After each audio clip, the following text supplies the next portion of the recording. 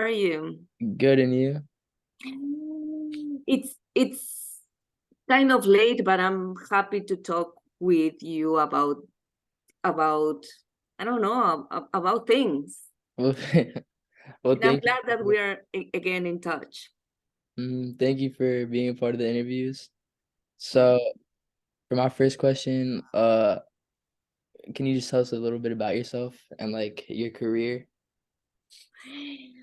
Um, I'm a coffee enthusiast. I love coffee, and I've been immersed in coffee since I was born, because I was exposed to coffee by visiting um, family farms in southern Colombia and northern Ecuador, and also working with some cocoa friends who also were growing coffee. So I work from in the areas of farming, exports, processing coffee, packaging coffee and cocoa. And now I'm learning how to tap or how to differentiate lots of coffees and chocolate and also wine. That's So, yes. I'm So not I like was born in Ecuador. I'm sorry. I was saying I'm not like the biggest fan of coffee at the moment, but Okay, good. Good for you. I respect your choice. I what were You you know what? saying? It's because we don't have a lot of good options. Here in And, like the US? but yes, but probably after telling you the story about producing coffee sustainable in a sustainable way, maybe you're gonna at least maybe try one or two brands at some point, or Alright, cocoa, or not wine. It will be too early for you. yeah, a little bit. All So I right. was born in Quito, and Quito, Ecuador, and I also have my own cocoa brand, Or dark chocolate brand. So what's I it was, called? I'm sorry, what? What's the brand called? Valdivian. It's an ancient culture and indigenous culture in Ecuador, Valdivian. So it's I was exploring some sustainable programs around how to produce cocoa, and then I found out about fair trade and organic practices. Um, so, and then I was really curious about these seals and these standards and these processes. So I end up applying for a position at Fair Trade USA, and I got the job. So I worked for 7 years connecting farmers and buyers in the US, um, just trying to kind of being the bridge between these two cultures, telling the people in the US how coffee is produced in those mountains or next to the river, and also telling farmers around the world how they are supposed to conduct business in the US. And after that, now I'm a coffee consultant, and I work for um, business based in Italy. So now I work mostly with some companies and brands in Europe as well. So That's really now I help exporters, coffee exporters, in how to negotiate contracts and how to be good partners with their buyers.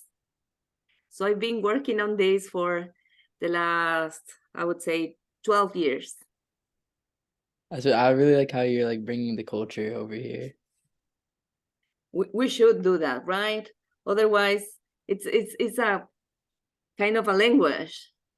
Um Both cultures, they need to, I don't know, just research, being aware of our differences, and maybe just trying to find what is kind of there could be some similarities as well. Yeah.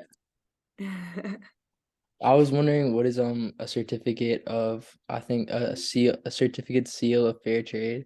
Can you tell me what that is? Definitely. So fair trade is mostly a movement, an international movement. When I say movement, it's because every single people, universities, schools, supermarkets, towns, and cities can be part of this movement.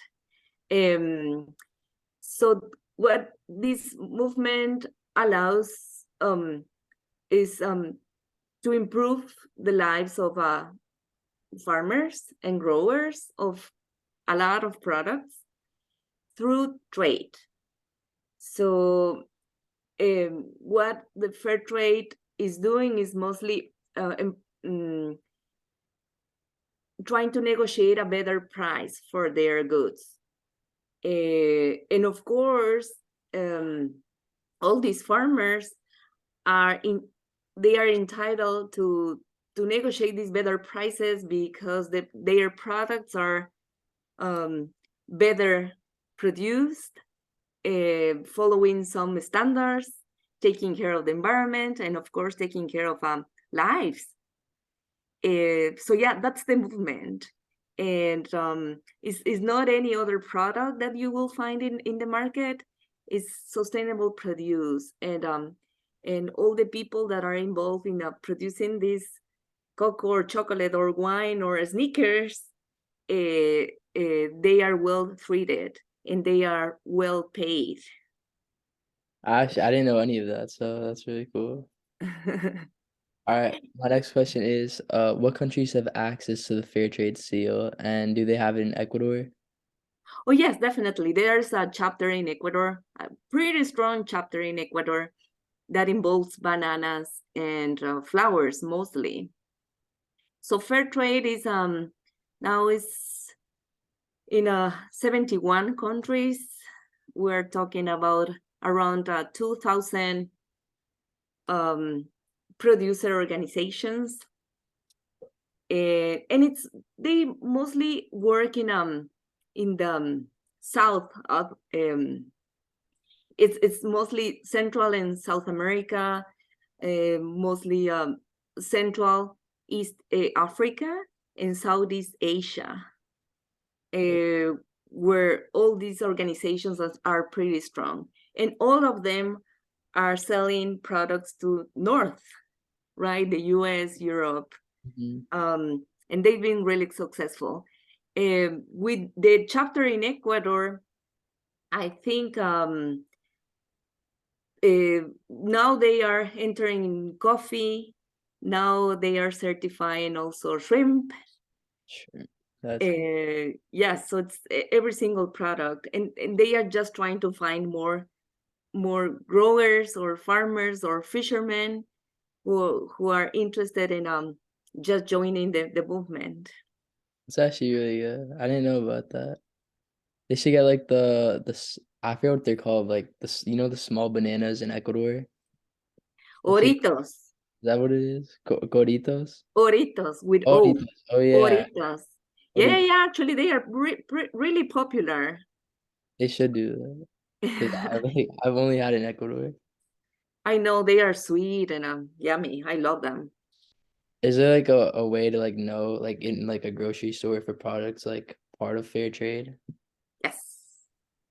And actually, if you find that logo, is actually a sticker that you will find in every single banana, every the bunch of flowers, the chocolate bar.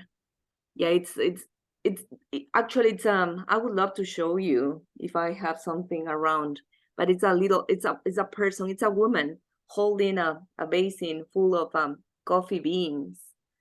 So that means that and she is embracing the, I don't know, the bowl. So she's taking care, she's producing this coffee in this case with love, and also the planet is also embracing the woman because we're taking care of the human being. So that's what it means. There are also more sustainable certifications, as I don't know if you ever saw the Rainforest Alliance. There's a little frog on it, and there's the organic certification. That one is a little bit boring. It says organic, but that means that it's produced taking care of in an environmental kind of way. Same thing with Rainforest Alliance. So it's fair trade is not the only one. There are some seals that showing the consumer that those products are good for the people throughout the supply chain, from the farmer throughout the consumer, and also to the environment.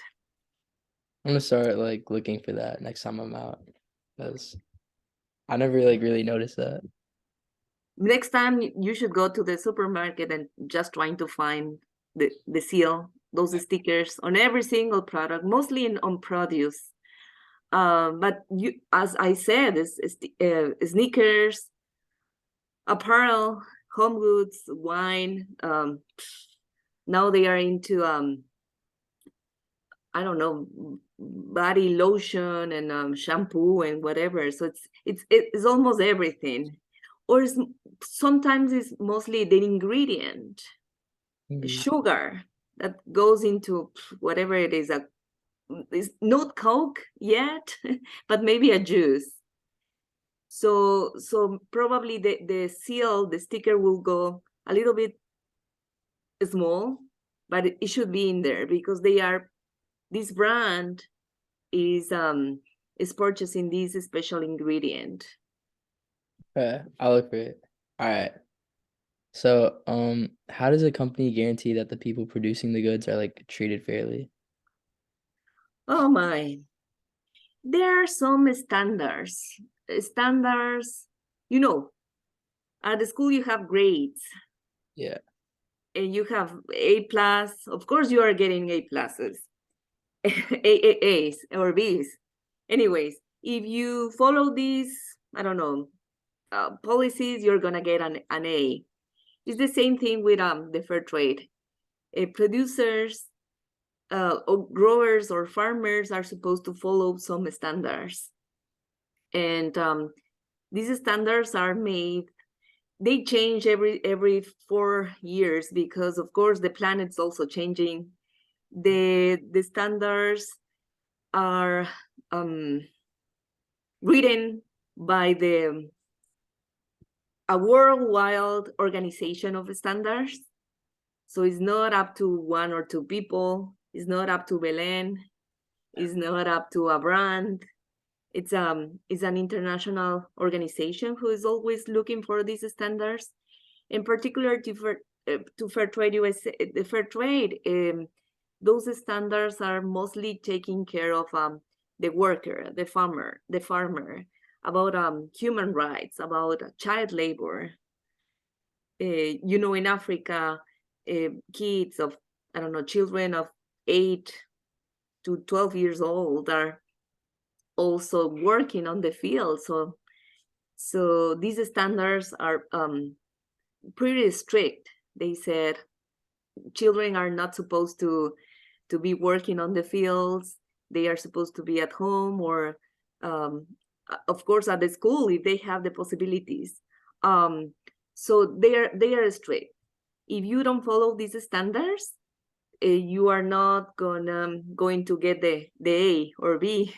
Yeah. You're not gonna get the seal, and you are not gonna be able to sell your product as fair trade certified. And that means a lot because the fair trade seal is giving you a better price. So we are improving lives of farmers, but through the market, as I was trying to explain at the beginning. So you are getting a better price. It's not any price that you can find in the market. It's a little bit more, and with this a little bit more price, it means that our farmers are able to live to save some money for health, for education for their families. So it's as a consumer, you are also willing to pay a little extra, because you know that this extra is going directly to those farmers, and they are just using their money for their families and their communities. That's good. All right. What effect do you think these kind of programs have in reducing illegal immigration? Ooh. Oh, that is hard. So you're familiar with Ecuador. I'm gonna provide an example of the situation in northern Peru, in the border with Ecuador. Yeah. So there are hills, beautiful hills, green, and when you're on the plane, just, I don't know, maybe landing on Lima, or you can see, oh my gosh, this is beautiful. What it should be? It should be coffee, it should be cocoa, pineapples. You don't know, but the people there are saying that it's mostly weed. I mean, it's marijuana. So so what this movement is trying to do is pay these farmers more, and talking to the Peruvian government to replace marijuana with I don't know, cocoa, coffee, any other fruit. So they are replacing crops. You remember that I told you it was a movement. So fair trade is talking with the government, local entities, with, of course, with farmers, and they all are encouraged to replace those. But why these farmers into marijuana? I mean, that was his or her first choice. It was because this product was maybe producing a little bit extra, more money than, I don't know, maybe pineapples. So the fair trade is able to pay more than these illegal crops, and they are kind of encouraging younger generations or young people to stay at their farms and to produce good products, and of course trying to promote those products to them into the US or Europe, so people like you and me can just go and buy them.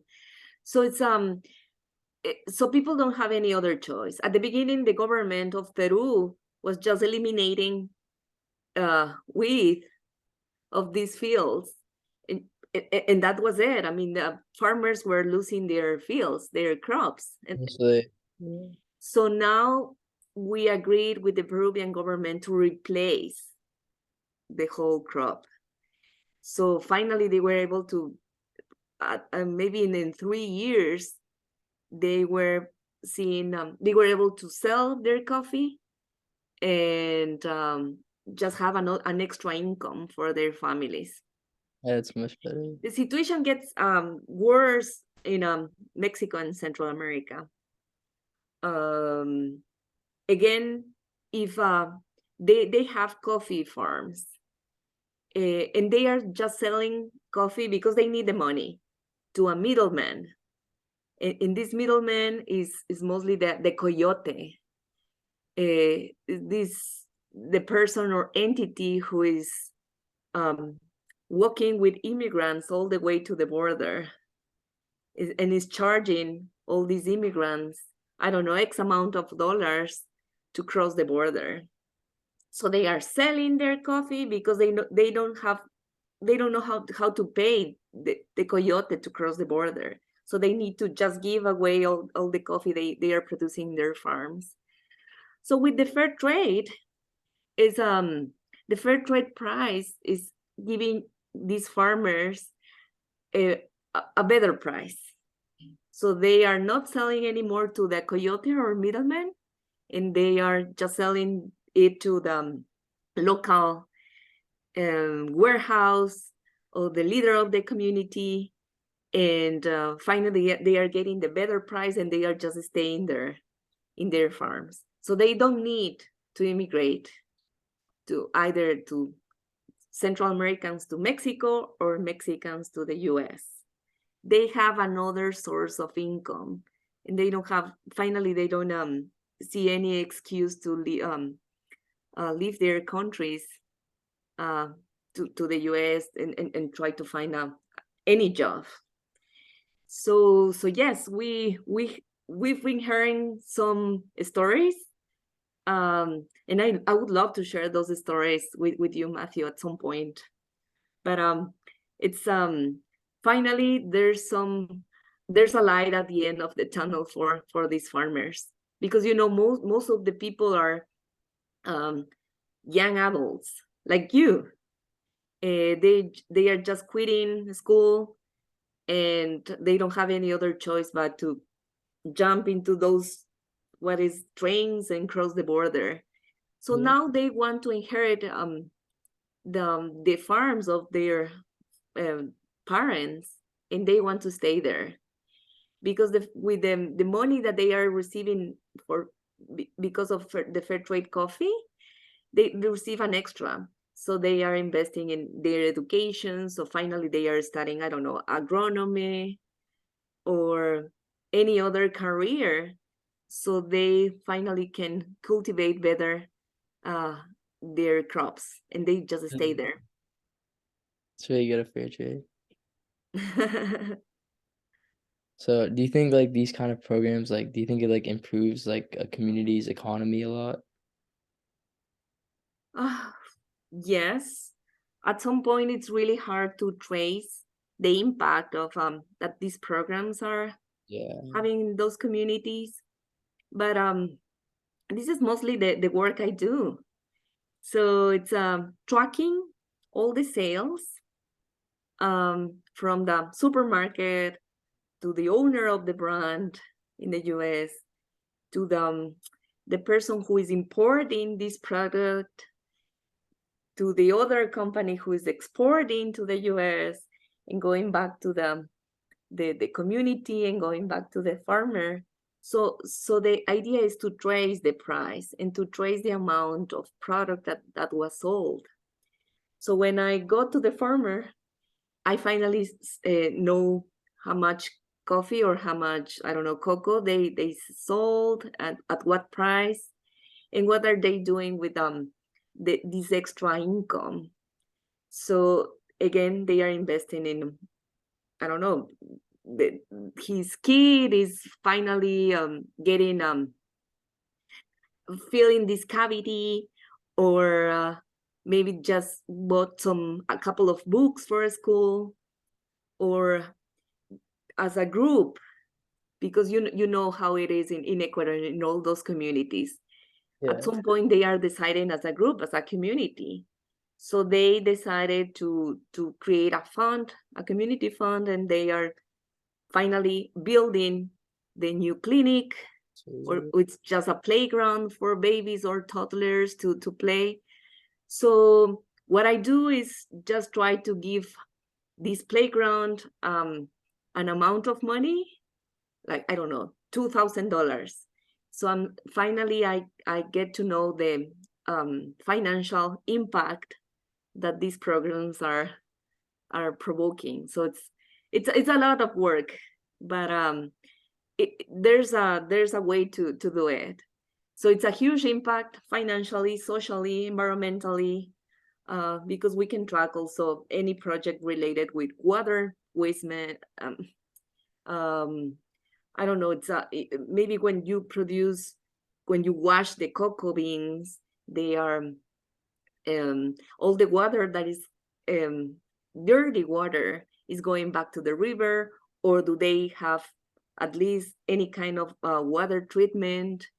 So that is kind of another indicator to measure the sustainable production of those cocoa beans or chocolate. So yeah, that is mostly my work, and I loved it. It's so yes, and the number of people as well, right? This playground is serving 12 children, or it's not only 12, it's 60 children in that community in Ecuador. So it's a huge impact, step by step, little by little, but you know how just to have a playground means to for those communities. Yeah, that's actually really cool. Mhm. So, do you have like any recommendations for like the lives, like to like ways to improve like children of Ecuador in like mostly like rural areas, kind of like Pablo Arenas? Oh my gosh, Pablo Arenas. So I don't know if internet connectivity. So I know you've been there. So Yeah. how Wi-Fi working in those areas? It works. I don't know like how well it is, but they Okay. have internet. And I bet some of them have WhatsApp and the Yeah, smartphones. I think they all do, most of They them. all do, At least right? most of the kids. Yeah, I'm sure Oh they'll my do. gosh, yes. Yeah. So I would say maybe a fun project that I saw in oh my gosh, I can't remember. It was El Salvador. So some students of this high school in it was Utah. Mhm. They were they just adopt a family in El Salvador, and these kids, they were texting via WhatsApp to the family. I don't know, the Vinuesa family in El Salvador. Don't forget your, I don't know, your dentist appointment. Um, have you heard about the benefits of eating carrots? Or so it was just by texting them, the family or maybe their peer, other kids, what to do. By the way, you know, I don't know, maybe there's a new fun uh, fun uh talking points about um how to eat less beef and try to be more I don't know, vegan. So this is the new trend. So people, the kids in El Salvador were really excited when they received a text message from their friends in Utah, Yeah. and it, and also the mom was, oh my gosh, thank you for remembering the, I don't know, the dentist appointment or whatever it was. So they felt connected. So I think by this way, we're using technologies, we are engaging with younger generations, we are doing something good because they feel that they are part of a world, they are not alone, and maybe just, I don't know, share a photo of what they are doing in El Salvador. So I'm gonna show this photo to, I don't know, to at the school or maybe to my principal, and I'm gonna publish this photo in the newspaper of my school. And people in Salvador were, oh my gosh, thank you for saying that. So it's kind of being connected. That's Um, kind of what I want to like to happen with like the kids like of the program like during except like the school year with mhm. like the tutors. Yeah, like through WhatsApp. Right. Yeah, that's cool. So it's yeah, and just by getting volunteers from your school, that will be amazing. And actually you can use basic English, or probably you can just try your Spanish skills. I Yeah, don't doubt on yours, English. but your friends. Yeah, so they can try their best. Yes, All right. good luck. So this is my final question. Is there anything else like you want to share with us? Like a story or anything? Um, oh my gosh, a story. Um, yes. uh, no, it's just what we say in fair trade is that you have the power. It's just by choosing the right product. Um, is not only healthy for you, but you have the power to change other people's lives. Um, you are not working, you are maybe not making all your decisions, financial decisions, but you, Matthew, you have the power. Um, I don't know, maybe just taking some ideas to school and being the bridge. You can be another good bridge between these cultures. Uh, I try to, when I started living here in the US, because I was living in South America for all my life, I printed some business cards. And I used to live in San Francisco, and I love the Bay Bridge. So I just took the the Bay Bridge and just a photo and printed on my business cards. And I was, yeah, I'm the bridge between these two cultures, and I just giving them away. Oh my gosh. And they were saying, oh, here's the bridge lady again, the bridge lady. And at some point, um, I got a job, and I got some customers, and they love my chocolate from Ecuador. So yeah, try to be the bridge. I can share with you my identity, so we both can be good bridges. Yeah.